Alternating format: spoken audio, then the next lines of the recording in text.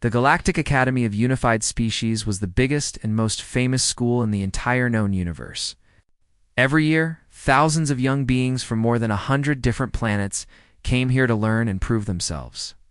They came in all shapes and sizes. Some had scales, some had tentacles, some glowed in the dark, and some were made of living crystal. But this year, there was someone new, someone different, someone that many of the teachers did not want here at all. His name was Danny Carter. He was the first human ever allowed into the academy. Danny walked through the massive hallways feeling very small. The ceilings were 50 feet high to fit the larger species. The walls were covered with screens showing information in dozens of different languages. Everywhere he looked, strange and beautiful aliens moved past him, most of them ignoring the small human in their midst. Today was the day of the final examination, the mind probe test. Danny had heard stories about this test from other students. The stories were not good. The probe was a machine that could look inside your mind. It would search through your memories, your fears, your secrets, everything that made you who you were. And it would keep pushing deeper and deeper until it found your breaking point. Every mind had a breaking point. That was what the teachers said. The probe would find it, measure it, and record it. This information helped the academy understand each student's limits. It helped them know how much pressure each person could handle before they fell apart. The examination chamber was a huge, round room with hundreds of small pods arranged in circles. Each pod was where a student would sit while waiting for their turn. In the center of the room was a raised platform with a single chair. Above the chair floated the probe itself, a ball of swirling blue and white energy that seemed to be alive. Danny found his assigned pod and sat down. The seat was too big for him, designed for species much larger than humans. He felt like a child sitting in an adult's chair. The student next to him was a Corvani, a being made of living crystal. The Corvani's body was a beautiful deep purple color, and Danny could see light bending and shifting inside their transparent form.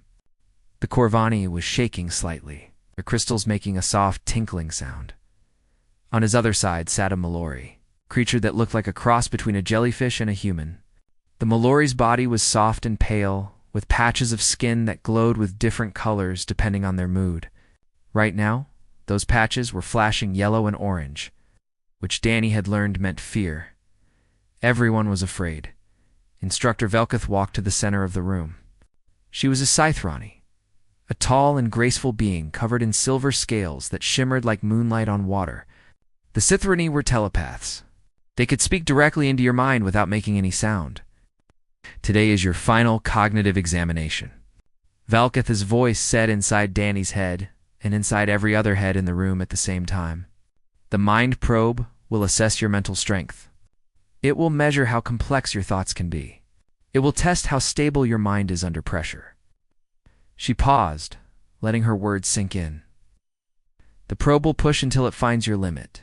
This is not meant to hurt you.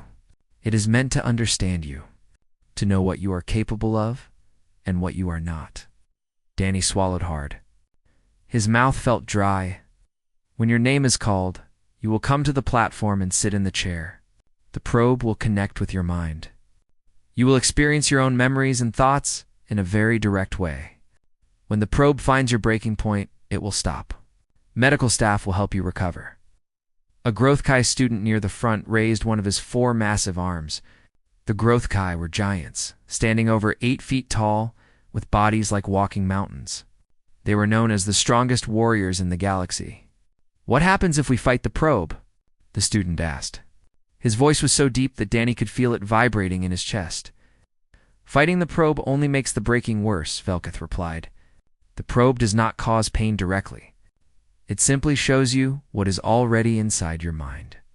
If you resist, you will only hurt yourself." The first name was called. Tethra, the Corvani next to Danny, stood up. Their purple crystal body was shaking so badly now that Danny could hear it clearly. Tethra walked slowly to the platform and sat in the chair. The probe descended from above and touched Tethra's crystalline head. For about 30 seconds, nothing seemed to happen. Tethra sat perfectly still, her purple color becoming lighter as the probe worked. Then Tethra screamed. It was not a normal scream. It was the sound of crystal breaking, a high and terrible noise that made Danny cover his ears. Tethra's body cracked in several places, thin lines appearing across their chest and arms. Then they fell forward out of the chair, completely still. Medical staff rushed forward. They carried Tethra away on a floating stretcher. Subject reached cognitive threshold at level 7. A mechanical voice announced from speakers around the room. Structure breakdown detected. Recovery time estimated at 3 standard days. Level 7. Danny had no idea what that meant. But seeing Tethra lying broken on the floor told him everything he needed to know. Level 7 was bad. More names were called.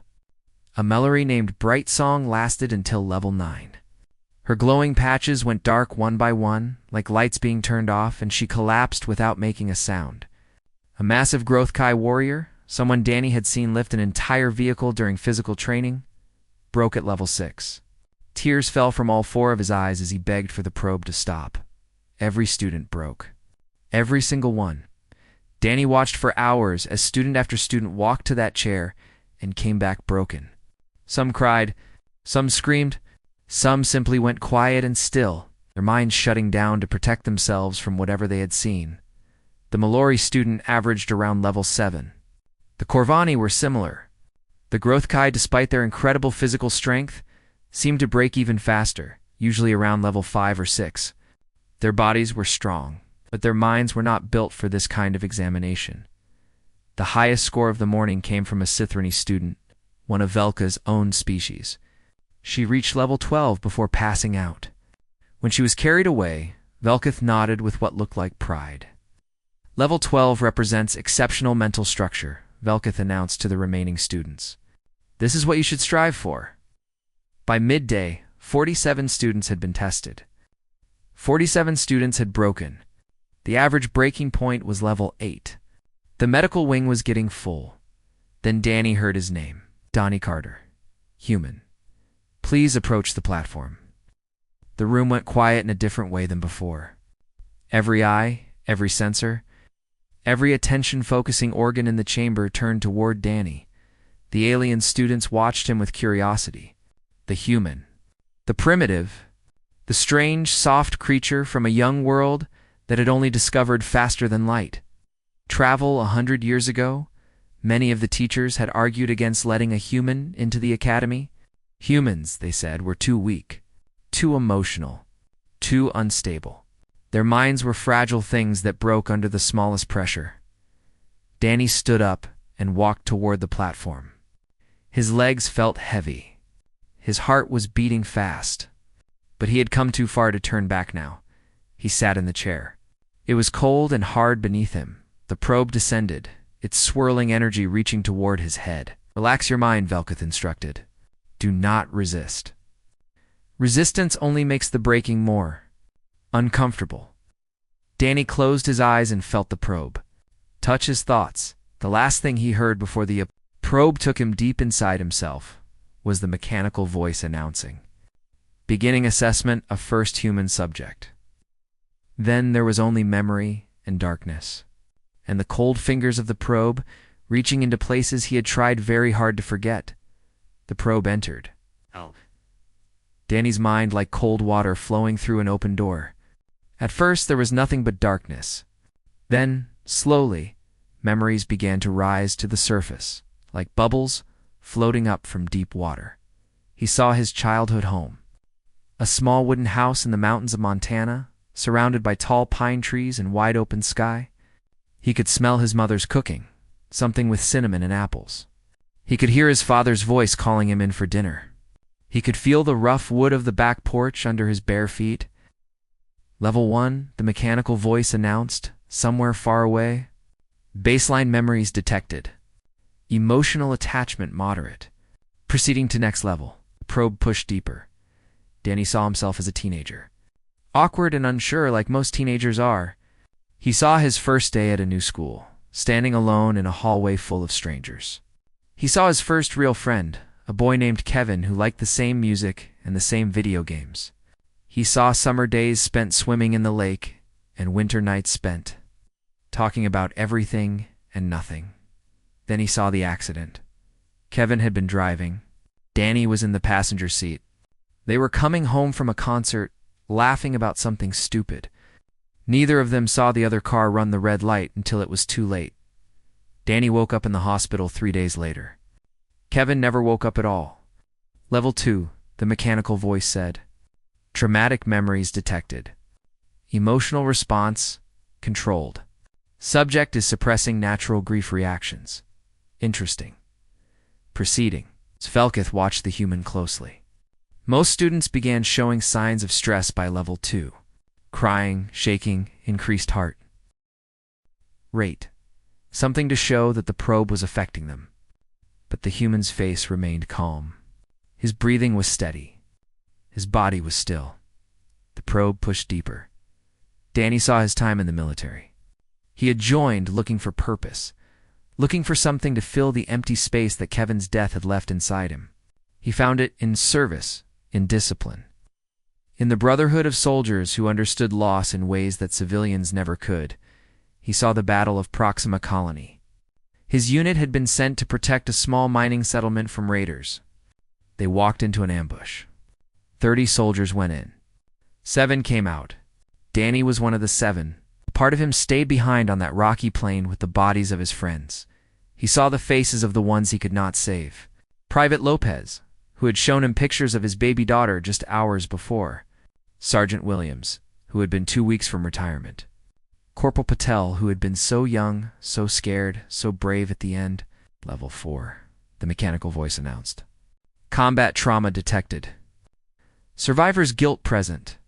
Subject has developed compartmentalization techniques. Natural adaptation or trained response? Unclear. Proceeding. In the observation gallery above the examination chamber, several faculty members leaned forward in their seats. A human reaching level 4 was not expected. Reaching it without showing any visible distress was something they had never seen before. The probe searched for Danny's fears next. It found them easily, because Danny had spent years learning exactly what they were. Fear of failure. Fear of being alone. Fear of not being good enough. Fear of letting down everyone who believed in him. But something was strange about how Danny related to these fears.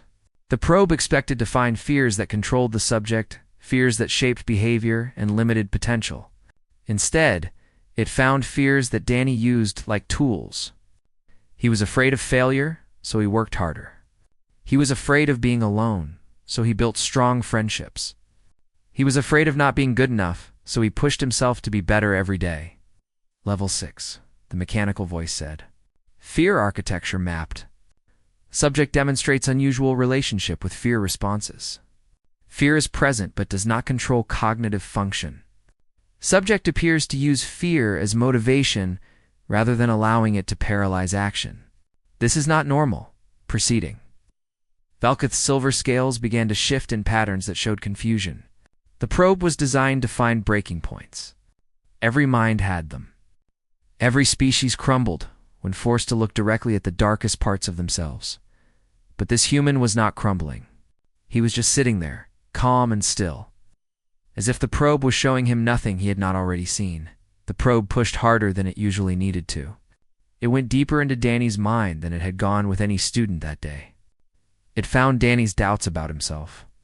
The long nights, when he wondered if something was wrong with him. The way he could function through pain while others fell apart. The therapy sessions he had attended. The medications he had tried and stopped.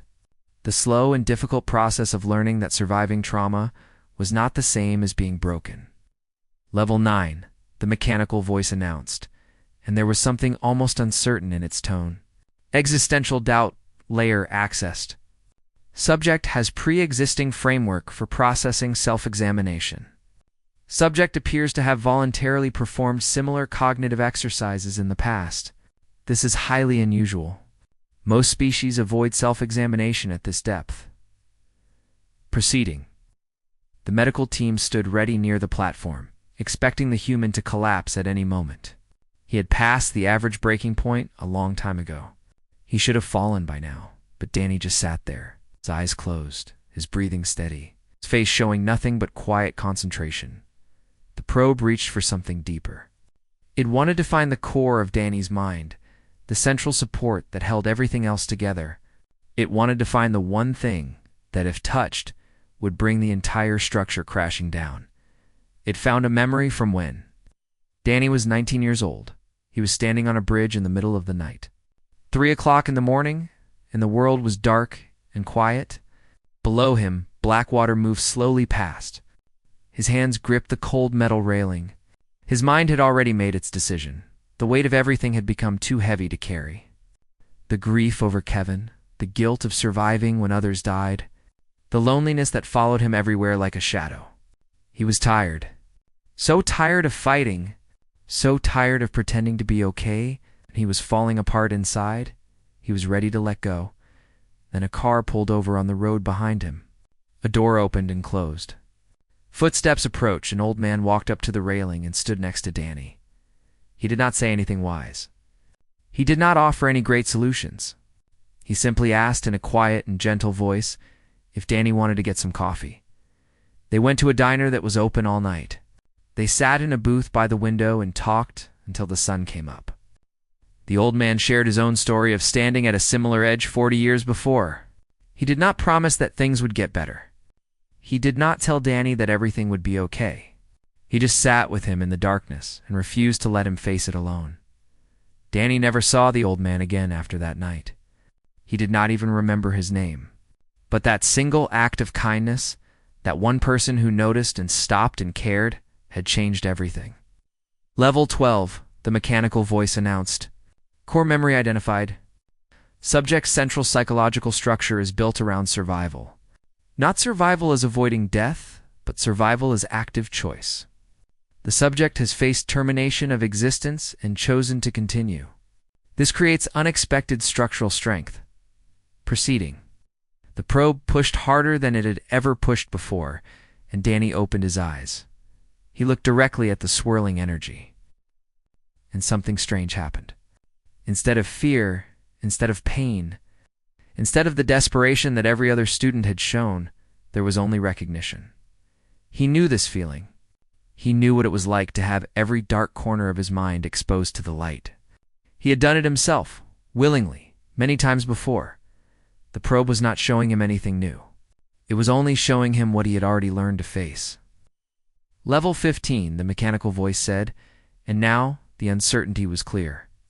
Subject's mind is not resisting penetration. Subject appears to be allowing full access. This is not consistent with self-preservation instincts. Anomaly detected. Proceeding with caution. Belka stepped closer to the platform, her silver scales now flickering with patterns no one had ever seen before. Behind her, other faculty members had left their observation posts and were crowding around the examination area. Something was happening that had never happened in the entire history of the Academy. The probe was searching for a wall. Every mind had walls. Every consciousness eventually reached a point where it would stop, where the structure would collapse and the subject would break. But in this human's mind, there were no walls. There were only doors. And every single one of them was open. The probe had expected to find a wall. Every mind it had ever touched had walls somewhere. Barriers built by fear and shame and pain. Places where the consciousness refused to go. Doors that stayed locked, no matter how hard the probe pushed. Instead, it found something it had never encountered before. A mind with no locked doors. A mind that had already opened every room and looked inside. A mind that welcomed the probe the way you might welcome an old friend who wanted to see your home. Danny sat in the chair and felt the probe moving through his thoughts. It was strange, but not painful. Like someone flipping through a photo album of his life, stopping occasionally to look more closely at certain pictures. The probe found memories of loneliness. So deep they should have broken any normal mind. Danny had spent months alone on a deep space monitoring station during his military service. Nothing but stars and silence, and his own thoughts for company. The probe expected to find madness there, or at least the beginning cracks that came before madness. Instead, it found something. It's unexpected. Danny had used that time alone to make peace with himself. He had sat with every failure, every regret, every moment of shame, and he had accepted them. Not as weights that would crush him, but as parts of himself that he needed to understand. The probe found a mind that had already done the hard work of looking inward, not because anyone forced him to, but because he had chosen to. Level 18, the mechanical voice announced. Subject has pre-existing integration of shadow elements. Psychological architecture shows signs of deliberate reconstruction. A subject has repaired his own cognitive framework. This should not be possible without external intervention. Requesting clarification from subject. The probe's next touch was different. Gentler, almost curious. It was no longer pushing to find weakness. It was trying to understand how. The word formed directly in Danny's mind. Not a demand, but a question. The machine wanted to know. Danny thought about how to explain something that felt as natural to him as breathing. The probe was not his enemy. It was simply doing what it was built to do, trying to understand a mind that did not fit its rules. "I broke," Danny said, speaking both out loud and in his mind at the same time. "A long time ago, on that bridge. But humans do not stay broken forever. We put ourselves back together, sometimes wrong, sometimes crooked, sometimes with pieces missing, but we keep rebuilding." The probe processed his information. Then it pushed forward again, but its purpose had changed. It was no longer searching for weakness. It was searching for understanding. It found something humans called hope, not the simple belief that everything would be fine. That kind of hope was fragile, easily destroyed by the first sign of trouble. This was something harder, something that had been tested and beaten and burned, and had survived all of it. Danny's hope was a choice he made every morning when he opened his eyes. A decision to believe that his actions mattered, even when everything around him suggested they did not. It was stubborn, and sometimes irrational, and absolutely unbreakable.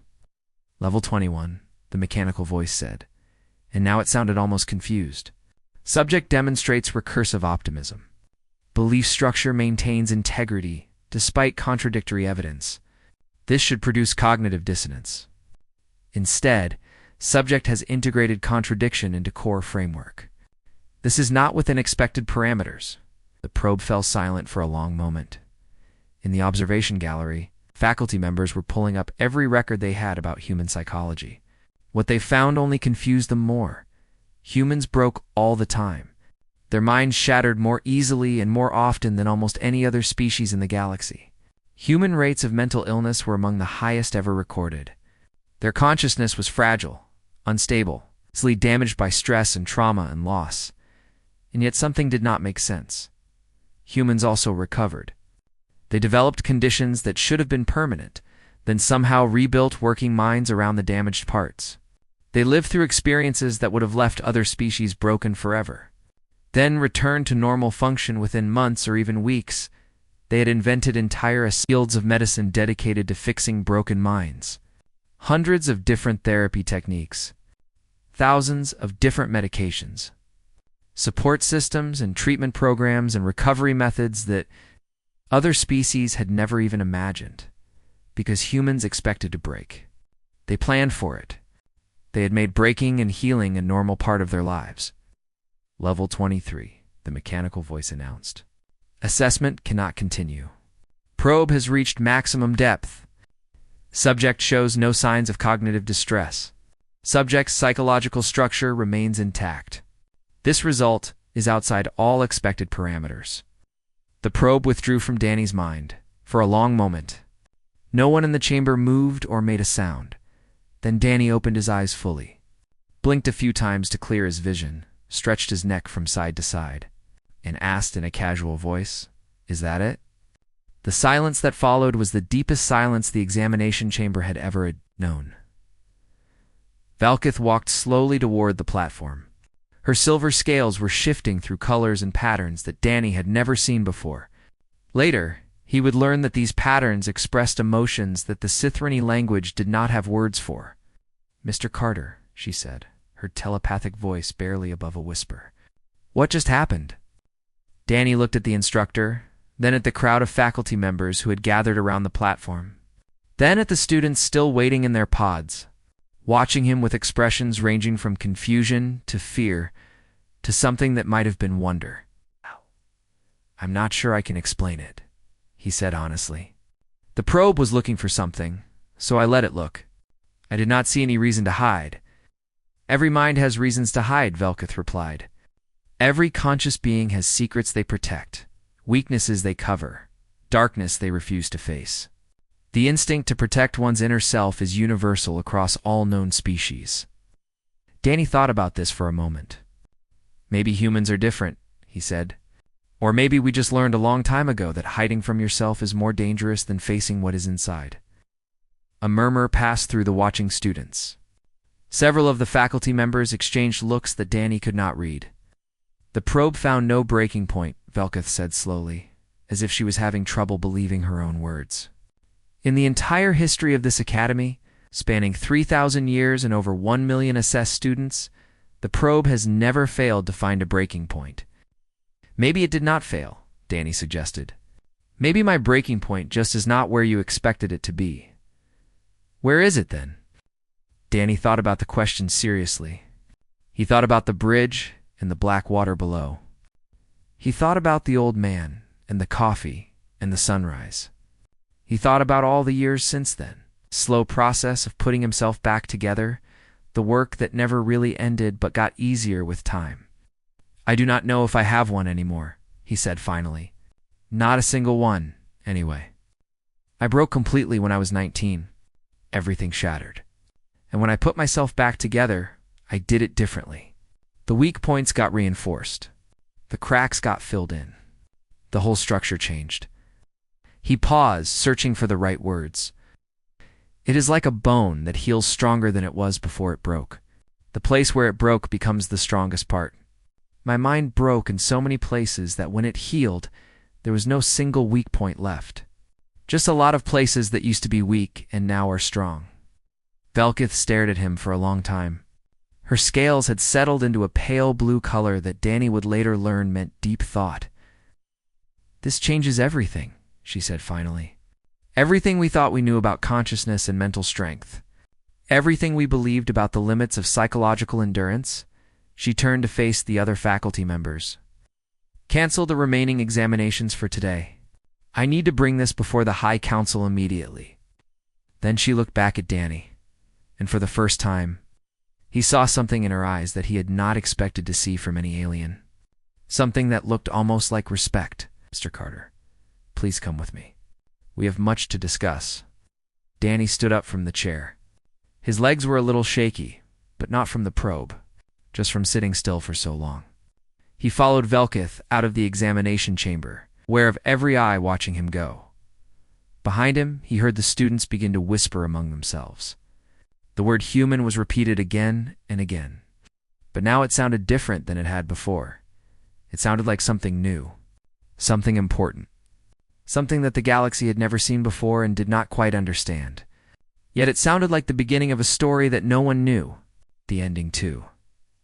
The conference room was on. The highest floor of the Academy's central tower. Through the massive windows, Danny could see the entire campus spread out below. Thousands of buildings connected by walkways and transport tubes. Millions of students from hundreds of different species going about their daily lives. None of them knew what had just happened in the examination chamber. But Danny had a feeling that would change soon. 12 faculty members sat around a long curved table. Velkith had taken a seat near one end. At the head of the table sat High Instructor Morvith, an ancient growth guy whose skin had faded from dark brown to a dusty gray with age. He had 4 eyes like all his species, and each one seemed to hold centuries of wisdom and experience. Mr. Carter, Morvith began, his voice so deep it seemed to come from underground. What we observed today requires explanation.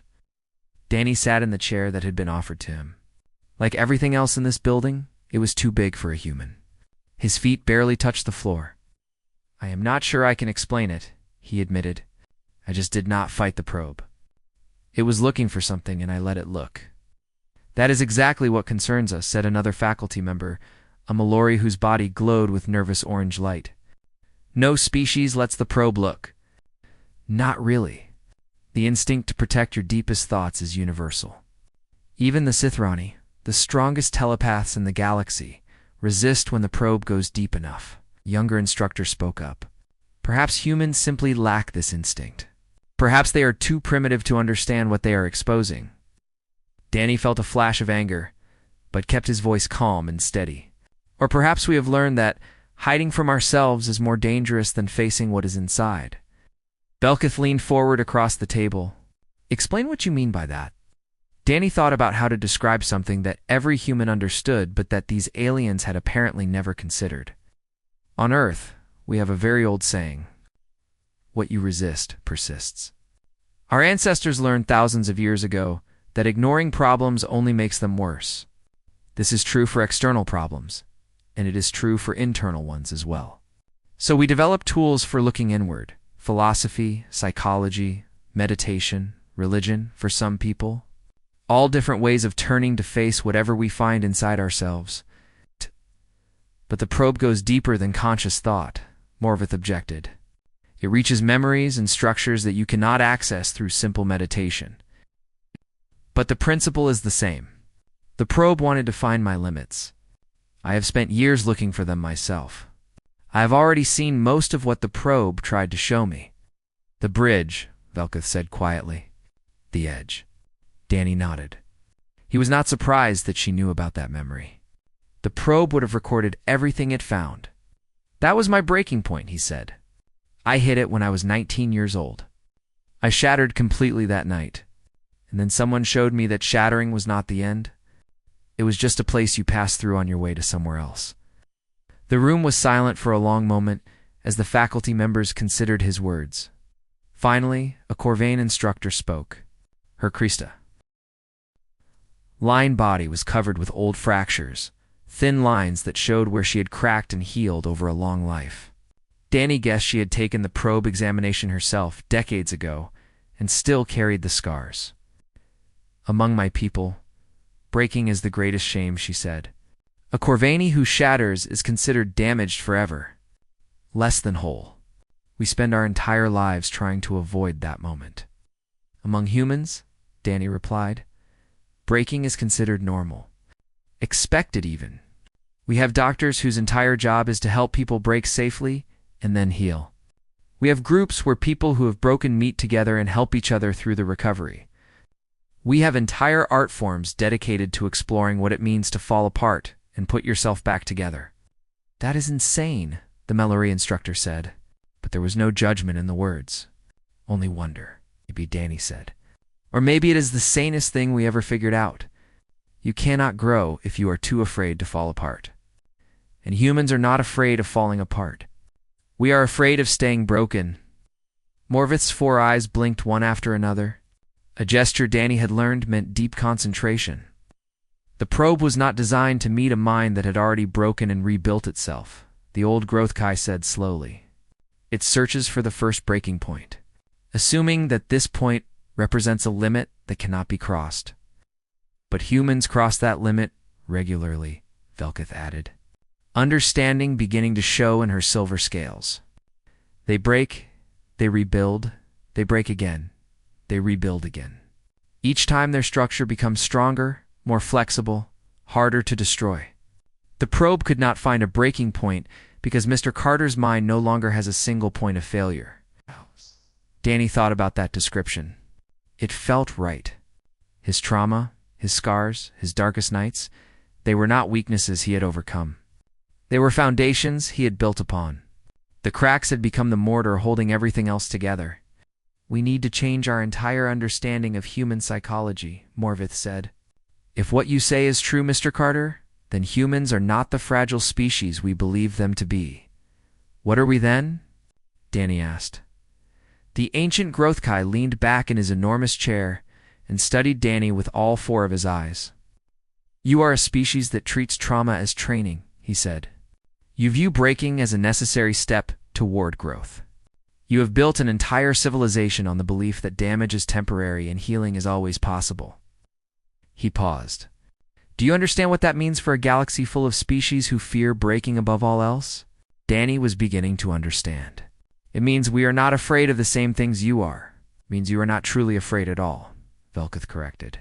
Not in the way other species are. Because you have already faced the worst thing most beings can imagine, and you have learned that it does not end you. Another faculty member. A small being whose species Danny did not recognize spoke up for the first time. This could be dangerous. A species with no fear of psychological damage could be capable of terrible things. A species with no fear of psychological damage, Morvith replied, could also be capable of wonderful things. Things that other species would never attempt because they are too afraid of the cost. The conversation continued for hours. Danny answered questions about human history, human psychology, human culture, anything the faculty could think to ask. They wanted to understand how a species so prone to breaking could also be so good at healing. They wanted to know why humans kept going when logic said they should give up. Danny did not have all the answers. Some things about being human were difficult to explain to someone who was not human, but he tried his best. Near the end of the meeting, Velkith asked one final question. On that bridge, when you were ready to let go, what made you choose to stay? Danny thought back to that night. The cold metal railing under his hands, the black water below, the old man's quiet voice asking if he wanted coffee.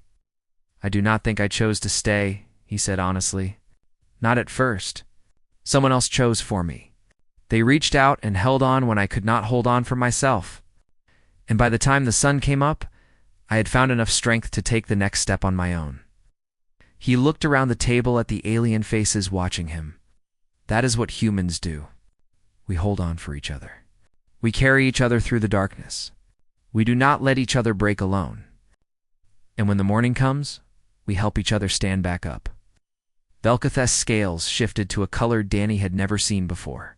Something soft and warm like sunrise. Perhaps, she said quietly, that is the most important thing we can learn from you. Morvith nodded slowly. I believe we have much more to discuss, the High Instructor said, but that can wait for another day. For now, Mr. Carter, I think you should rest. You have given us much to think about. Danny stood up to leave. At the door, he paused and looked back. What happens now? He asked.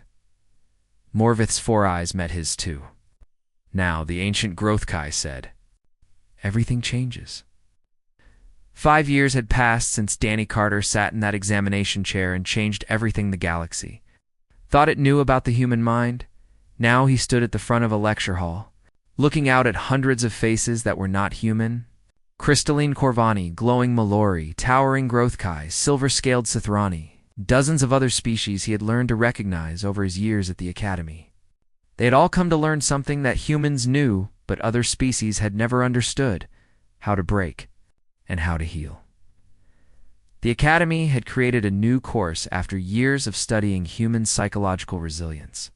They called it Reconstruction Theory, and to the surprise of many faculty members, they had asked the only human on campus to help design and teach it. Today was the first day of the new semester. The lecture hall was completely full, with more students watching through remote broadcasts from other parts of the Academy. Word had spread about the human who broke the mind probe. Curiosity had won against prejudice. Before we start, Danny said, his voice carrying to every corner of the enormous room, I want to be clear about something. What I am going to teach you will be uncomfortable. It may be the hardest thing you ever learn, and I cannot promise it will work for everyone. A young Corvani in the front row raised a crystalline hand. Is it true that you broke the mind probe? Danny smiled. It was a question he had heard many times over the years. I did not break the probe. The probe just could not find what it was looking for. It wanted to find my breaking point, but I had already broken years before. There was nothing left to shatter. The students murmured among themselves, lights flickering and scales shifting as they processed this information. That is what this course is about, Danny continued. Not how to prevent breakdown, not how to avoid trauma. Those things will happen whether we want them to or not. This course is about what comes after, about learning to put yourselves back together when you fall apart. He activated a holographic display behind him. It showed a simple image of a broken bowl, cracked into many pieces, then shown again with the cracks filled with gold. The repaired bowl was more beautiful than the original had been. On Earth, there is an ancient tradition called kintsugi. When a bowl or cup breaks, instead of throwing it away or trying to hide the damage, the broken pieces are put back together using gold. The idea is that the broken object, once repaired this way, becomes more beautiful and more valuable than it was before. The breaks become part of its history, part of its identity. Not flaws to hide, but features to celebrate. A Mallory student near the middle of the hall spoke up. Her glowing patches showed the blue-green color of polite disagreement. This is a nice story, but consciousness is not a bowl. When a mind breaks, it cannot simply be glued back together with gold. You are right, Danny agreed. A mind cannot be simply glued back together. It has to be rebuilt from the foundation up, and that is much harder. But it is also much more powerful. He changed the display to show brain scans.